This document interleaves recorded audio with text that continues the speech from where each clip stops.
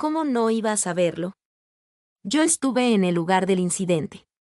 Y el nombre de Cherry Sinclair aparece en la primera plana todos los días, es imposible no verlo.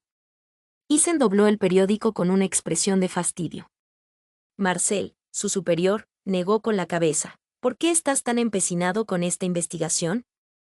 Aunque solo hicieras lo mínimo, prácticamente tienes garantizado el ascenso hasta jefe de policía.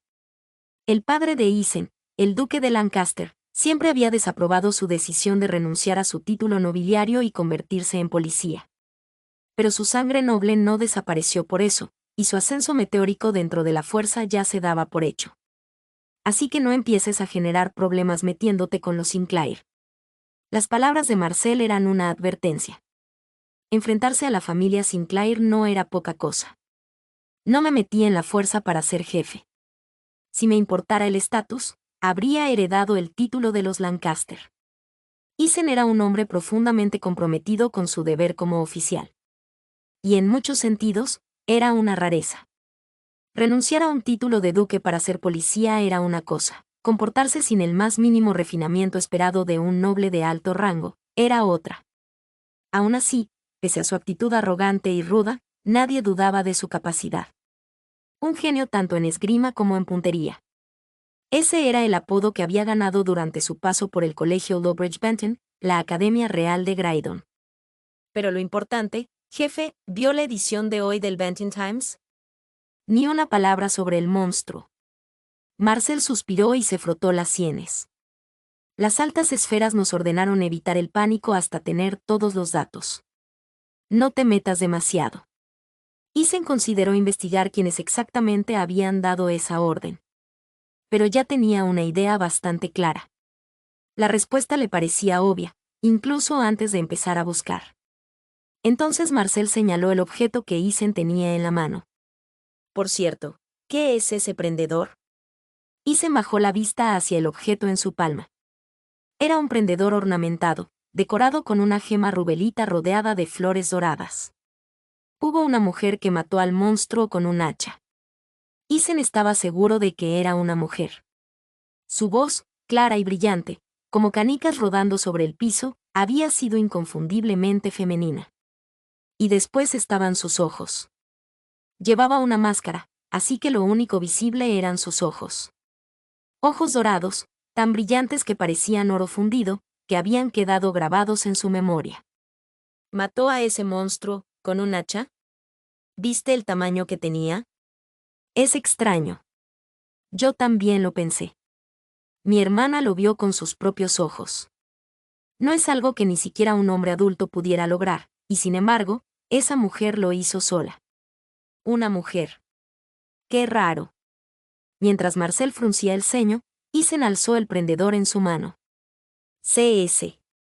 Las iniciales estaban grabadas en la parte trasera. Aunque esa mujer hubiera salvado la vida de Aurora, seguía siendo una figura sospechosa que huyó de la escena. Sin mencionar que había muchas probabilidades de que estuviera relacionada con ese monstruo misterioso. CS. Coincide con las iniciales de Cherry Sinclair. Y el color de ojos también coincidía. El pensamiento cruzó fugazmente la mente de Eason, pero lo desechó con una mueca. Era ridículo. Cherry Sinclair odiaba los barrios marginales y sucios como este.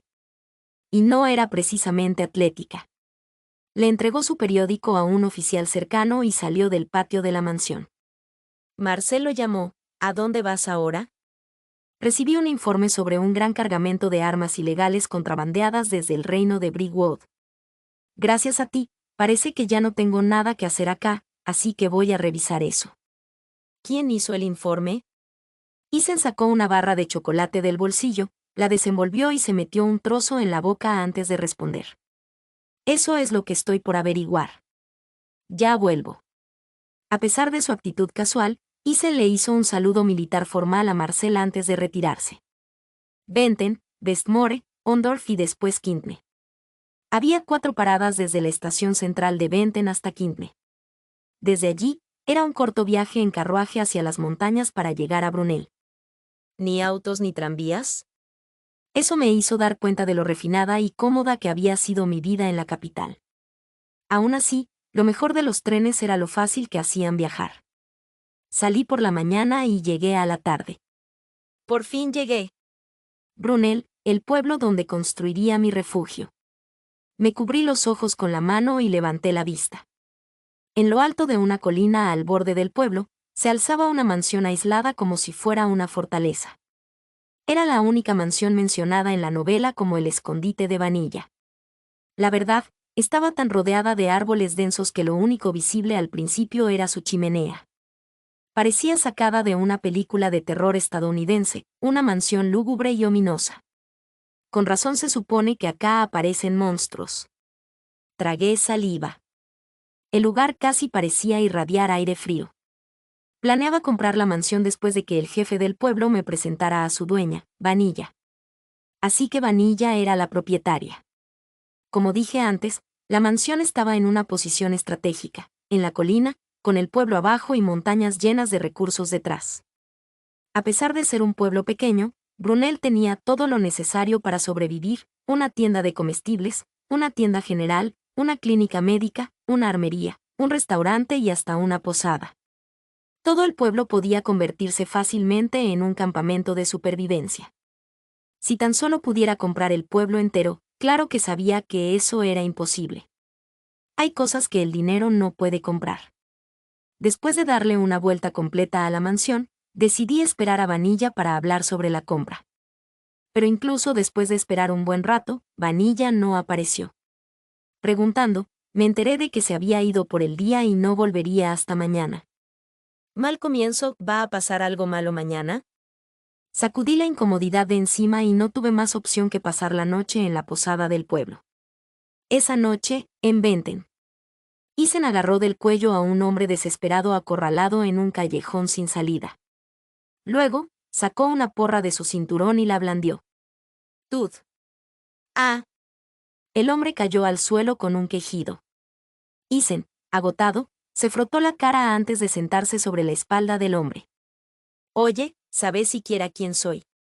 Gruñó irritado, despeinándose la parte de atrás de la cabeza. El hombre gimió de dolor, incapaz de responder.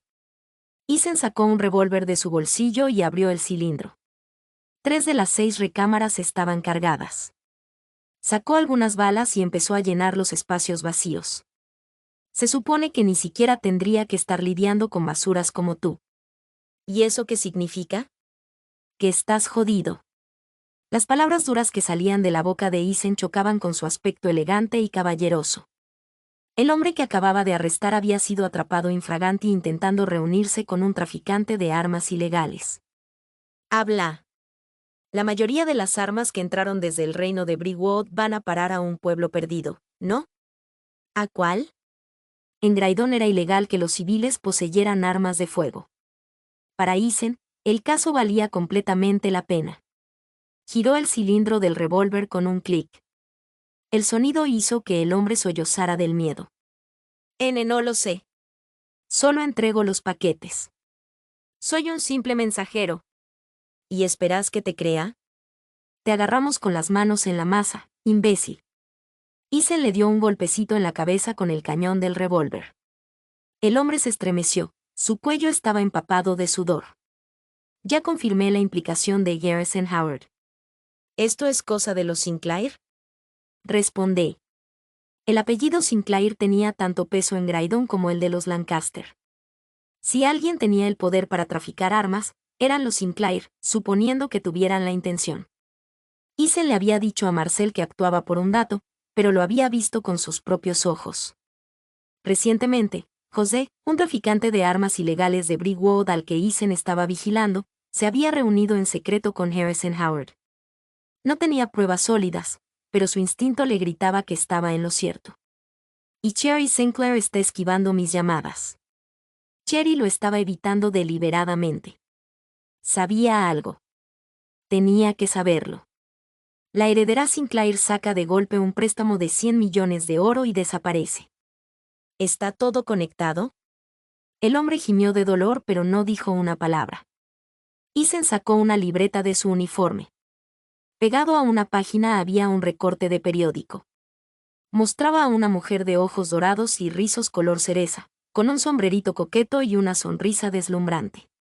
Rebalsaba energía. No en vano le decían la dama estrella de azúcar. Con una presencia que acaparaba todas las miradas, era imposible ignorarla. Pero, la Cherry Sinclair de los rumores no era más que una socialité.